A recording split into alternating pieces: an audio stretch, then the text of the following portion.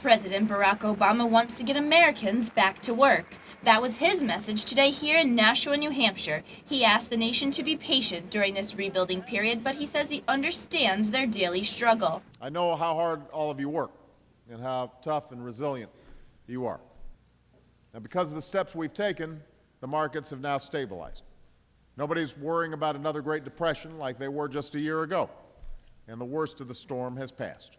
The storm may be over, but now the real work begins. This recession has left more than 7 million Americans unemployed, but the president is committed to getting them back to work. New Hampshire Governor John Lynch couldn't agree more. It's all about jobs. Getting people back to work is key to making sure the economy recovers. I won't rest until businesses are hiring again, and wages are rising again, and the middle class is thriving again, and we finally got an economy that works for all Americans.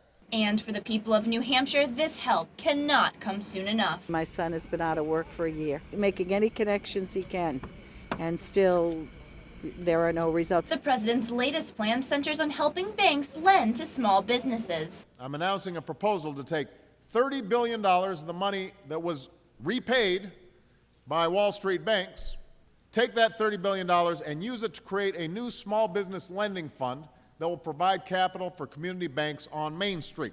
Why wouldn't you lend money to small businesses that are going to create all the jobs? If the banks don't do it, I think the government should. Mr. Obama also wants a new tax credit for more than 1 million small businesses that hire new workers or raise wages. And he wants to eliminate all capital gains taxes on small business investments. This will provide the capital necessary to get these employers back on their feet. All this will help small banks do even more of what our economy needs, and that's ensure that small businesses are once again the engine of job growth in America. Although the president assured Granite State voters that jobs will be his #1 priority in 2010, he also vowed not to turn his back on his commitment to health care reform.